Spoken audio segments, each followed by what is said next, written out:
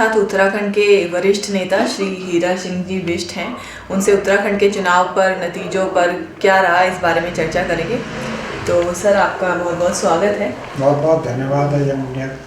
क्या रहेगा सर उत्तराखंड का चुनाव रिजल्ट? क्या कांग्रेस सरकार बना रही है? हाँ, उत्तराखंड में वातावरण परिवर्तन का है और निश्चित रूप से कांग्रेस बहुमत में आ रही है और सरकार ही बना रही है। उसका मुख्य कारण है कि जनता बीजेपी की महंगाई से, बेरोजगारी से, पलायन से कोई विकास का काम उत्तराखंड में बीजेपी गिना नहीं सकती 5 साल में कि काम किया। लेकिन कांग्रेस की तरफ से भी ये सुनने में आ रहा है, चर्चा है इस बात की कि सीटें बिकी हैं, ज़मीनों का लेन देन और बहुत कुछ हुआ है। तो इस विषय में क्या कहेंगे? जब टिकटें बिक रही हैं तो जीत की क्या आशा है आपको? अब इस बारे में मैं कुछ नहीं कर सकता। चर्चाएं 10 तरह की होती है राजनीति में, लेकिन मुझे यकीन नहीं कांग्रेस में ऐसा होगा। मुझे उम्मीद नहीं है ऐसा होने की। चलिए, आप जीत रहे हैं, आपकी जीत पक्की है। कांग्रेस जीतेगी या नहीं जीतेगी, ये अभी समय के गर्भ में, इस पर क्या कहेंगे? मेरा तो कंस्टिट्यूंसी बातें बदलते गई। मुझे 1 ही महीने का टाइम मिला। पहले मेरी ये होम कंस्टिट्यूंसी थी, मुझे डोवाला फेंक दिया गया था। फिर डोवाला से फिर जहाँ पूरी तैयारी थी, मुझे कोई खर्चा भी नहीं करना शायद। फिर यहाँ मैंने पार्टी का अनुशासन में रहकर आज तक पार्टी का अनुशासन माना है और बड़ी चुनौतियों का सामना किया है।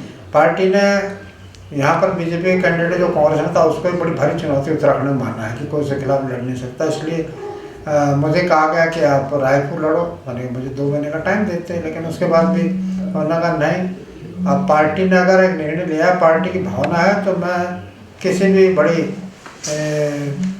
विपत्ति से, बड़ी भी उससे मैं टकराने की भगवान ने ताकत दे के मैं लड़ा हूँ। इसलिए मैं हिम्मत से लड़ा और जनता का बड़ा सहयोग, निश्चित पार्टी लाइन से हटकर लोगों ने सहयोग दिया। मैं उनका बहुत आभारी हूँ। हरीश रावत ने 30 आदमियों की लिस्ट दी थी, उसमें डोईवाला सीट पर जिसकी आप बात कर रहे थे, उस पर आपका नाम नहीं था। फिर आपको रायपुर दी गई है, तो इस बारे में क्या आपका विचार है? ना, मुझे इसकी जानकारी नहीं है कि डोईवाला मेरा नाम क्यों नहीं दिया। बड़े नेता बड़ा काम करते हैं। हरक सिंह रावत जब आए, उसके बाद में ये सारा हेर फेर हुआ। पहले आपका था, फिर हरक सिंह रावत वापस आ गए, तो फिर ये सब डामाडोल स्थिति हो गई। इसकी मुझे जानकारी नहीं, ना किसी ने मुझे इस बारे में बताया किसको ला रहे। मैंने पूछा भी वहाँ किसको ला रहे कि जी आपको बता देंगे, लेकिन कोई सलाह मशवरा नहीं की गई है। धड़ेबाजी गुटबाजी को बढ़ावा मिला और निश्चित रूप से कोई कांग्रेस के सच्चे लोगों से कोई डिस्कस करना भी नहीं किसी को चाहता है। और ज़्यादातर लोग जो पार्टियों को धंधा बना के चलते हैं, ये दुखद अध्याय उत्तराखंड के इतिहास में जुड़ गए। मेरे लिए भी बहुत चिंता की बात है। पार्टी का बड़ा गंभीर इशू है, इसमें कहीं ना कहीं से लगाम लगनी चाहिए। चलिए, हरीश रावत से जब मीडिया ने पूछा था कि मुख्यमंत्री कौन रहेगा, तो उन्होंने कहा था कि दुल्हन वही जो पिया मन पाए। उसके बाद में उनका स्टेटमेंट आया कि मैं चाहता हूँ कि कोई दलित, SC ST कोई बने। तो दलित, SC ST जब बात करते हैं तो उत्तराखंड में तो राजपूत वर्सेस ब्राह्मण है। और अगर बात करें SC ST दलित की, तो इससे पहले आपका अध्यक्ष रह चुका है, यशपाल आर्य भी रह चुके हैं। उनके समय में पार्टी की आपकी क्या स्थिति थी? उसके बाद में अब हरीश रावत ये बात कह रहे हैं, तो कांग्रेस पार्टी क्या इसका खामियाजा भुगतने के लिए तैयार है? अब ये रावत जी के अपने व्यू हैं, उस पर तो मैं कोई कमेंट नहीं करना चाहता। रावत जी बड़े अनुभवी हैं, सेंट्रल मिनिस्टर है। अब कितने अनुभवी हैं? क्योंकि इन सब बातों का फायदा तो कुछ होने वाला है नहीं, नुकसान ही होगा। अब वो इस बात को क्यों कह रहे, किस परिप्रेक्ष्य में कह रहे?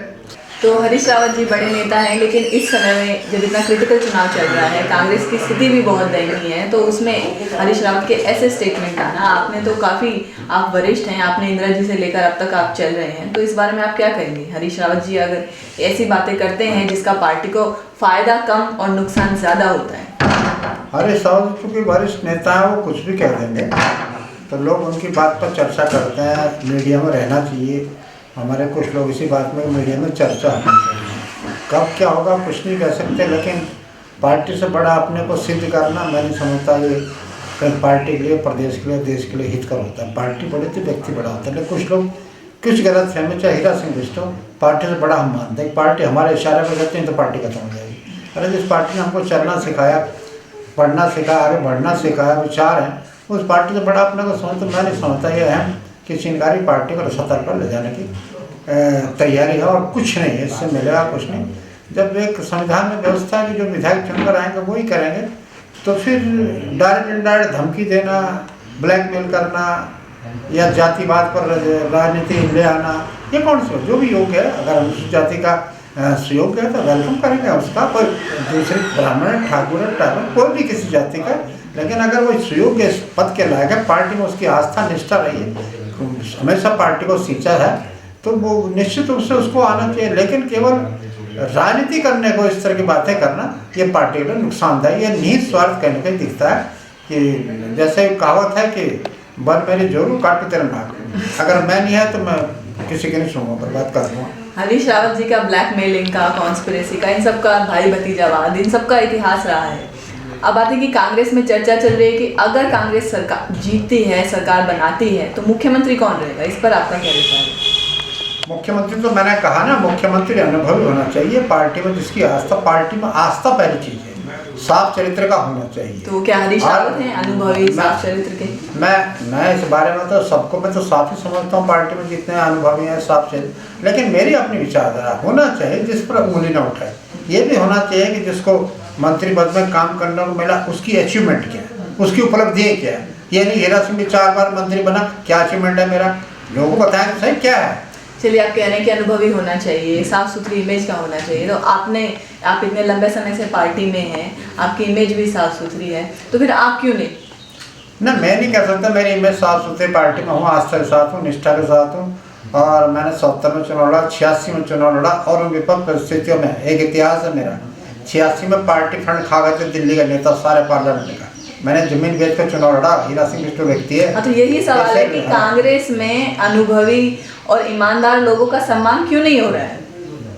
अब इससे देश, इसका खामियाजा सिर्फ पार्टी ही नहीं, देश भी भुगत रहा है। इसमें दो राय नहीं, पार्टी को नुकसान हो रहा, देश को भी होना। यह तो कहीं ना कहीं पार्टी हाईकमान को इस लेवल पर देखे, पार्टी के प्रति निष्ठा आस्था है, और जो हेरा फेरी मास्टर धन दौलत वाले जो ब्लैकमेलिंग करते हैं उन लोगों को कितना महत्व देगा। पार्टी की जिम्मेदारी, पार्टी बड़ी जिम्मेदार, बड़े अनुभवी लोग हैं, लेकिन उनको कहीं ना कहीं इस पर गंभीरता से विचार करना चाहिए। उत्तराखंड जैसे छोटे राज्य में अगर लुटेरे आ जाएंगे, चाहे बीजेपी का, कांग्रेस का, जो पार्टी से नाता छोड़कर पार्टी से बड़ा अपने को समझते हैं, तो ये दुखद अध्याय होगा। इसके अलावा तो जो 9 लोग पिछले चुनाव में कांग्रेस छोड़कर भाजपा में शामिल हुए थे, वो 9 लोग जैसे गए थे अब वैसे ही वापस आ चुके हैं। क्या उनमें से किसी को मुख्यमंत्री बनाने पर कांग्रेस विचार करेगी?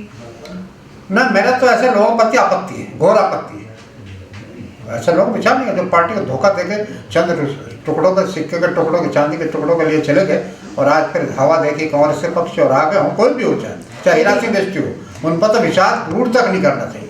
नहीं, लेकिन फिर भी ये भी चर्चा हो रही है, ये भी सुनने में आ रही है, ऐसी खबरें आ रही हैं कि हरीश रावत और यशपाल आर्य के बीच में भी कुछ चल रहा है, कुछ साठगांठ हो रही है, क्योंकि जिस हिसाब से वो बोल रहे हैं कि SC ST दलित होना चाहिए, फिर अब वापस भी आ गए हैं, तो क्या यशपाल आर्य को मुख्यमंत्री बनाएगी पार्टी, कांग्रेस पार्टी?